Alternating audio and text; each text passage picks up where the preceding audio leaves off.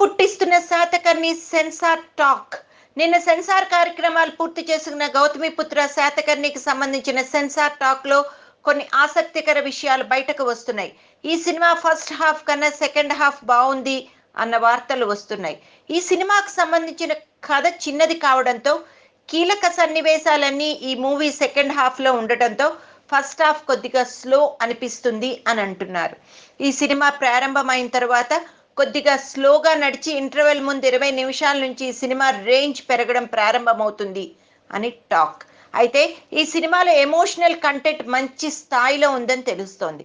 సినిమాలో నది పైన ఫైట్ సీన్ ఈ సినిమాకు కీలకంగా మారే అవకాశం ఉంది అని అంటున్నారు. అయితే ఈ సినిమా మొదటి నుండి చివరి వరకు ప్రతి సీన్ లోనూ బాలకృష్ణ కనిపించడం బాలయ్య అభిమానులకు ఆనందం కలిగించే విషయమే అయినా ఇంత ఎక్కువసేపు సాధారణ ప్రేక్షకులు ట్రాక్ తప్పకుండా బాలకృష్ణను చూసి ఎంజాయ్ చేస్తారా అన్నదే ప్రశ్న అని అంటున్నారు.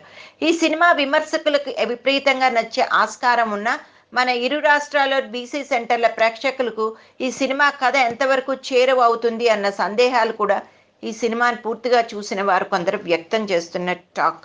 సెన్సార్ టాక్ అద్భుతంగా వచ్చిన సినిమాలు ఘోరంగా ఫెయిల్ అయిన సందర్భాలు గతంలో చాలా ఉన్నాయి.